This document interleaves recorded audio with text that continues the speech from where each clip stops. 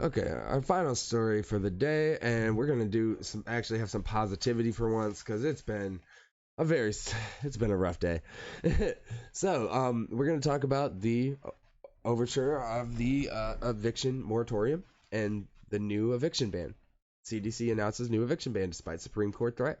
Moratorium will apply to countless counties experiencing substantial and high levels of community transmission levels of COVID-19 and will last until October 3rd. The Biden administration on Tuesday announced a new targeted federal eviction ban to replace the one that expired over the weekend, setting up a potential clash with the Supreme Court. The Centers for Disease Control and Prevention's new ban will apply to counties experiencing substantial and high levels of community transmission levels and will last until October 3rd. This is so great because I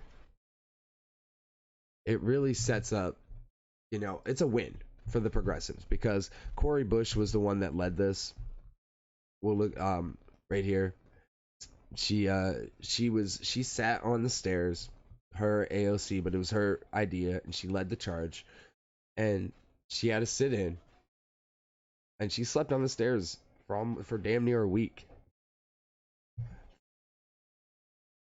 of trying to overturn this heinous thing brought that Biden kept swearing up and down it was out of his hands, it was out of his hands. And these are the things, again, like we talked about before. He manufactures a negative response by continuing instead of saying it needs to be done. In this case, he did say it needed to be done, but he still says it's out of my hands. It's out of my hands. So he's instead of taking accountability, he's always passing the buck. So this, as we talked about, we had this story before. The Supreme Court ruled that the CDC could not extend. So there might still be a fight, but Cori Bush arrived in Congress as an heir to AOC, and now she's coming to into her own. And I hope this is a new step forward for the progressives, and I hope that Cori Bush really gets some things done. She led a one-woman protest on the Capitol steps over the last several days that forced the eviction crisis on the top of the nation's agenda, even after the House left without taking action on the issue. Under intense pressure from the left, President Joe Biden on Tuesday announced a short-term fix. It's better than nothing. She is a real lioness. This woman's story is amazing. Having been homeless myself at one time with me and my son's mom when she was pregnant with our son, and she was homeless, sleeping out of her car with her kids. Like I can relate and resonate, and that she can relate to being in these situations. We have to understand that how closely everything is related, how closely we could be to being that man on the street with a sign, sleeping on the corner, sleeping in a tent, begging for food, in the line at the soup kitchen. It's a razor thin line between us and them. There is no us and them. I hate that I even said that.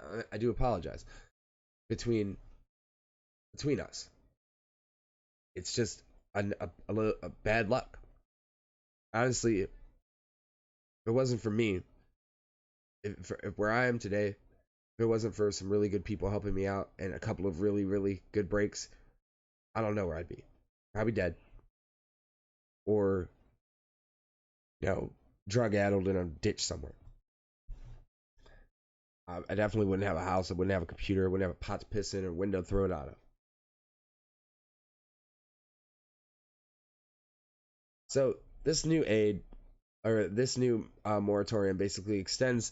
You can't evict people until October 3rd, and hopefully it gives them more time to actually get all the relief money out to renters and landlords, because only 5% of the money that was allocated to their relief has been delivered to them, and that is disgusting. And it just shows like how bad bureaucracy are. Like the problem is, it's not that big government is the problem, is that there's too many little sects of government within the big government. There's too much red tape. There's always too much red tape. But this is a win. And I just wanted to point this out. This is a win for progressives. This is a win for the country. This is a win for Cori Bush. I'm really proud of her. And hopefully we continue this trend and we see a little bit more fight. We see a little bit more a little bit more oomph from the progressive wing, because we can do things like this, sit-ins and rallies and protests, and that's how we change the mind of the American people. Or not even the American people, that's how we change the mind of the government. The American people's mind's already made up. We stand with you. Nobody wants anyone evicted. Nobody with a heart is like wants these people evicted. People want Medicare for all. People want to end the wars. People want to legalize marijuana. Like, these are things that are just so obvious, and this is how we can get them done. And so hopefully this trend continues and we can actually make some real forward progress. Thank you, Cori Bush.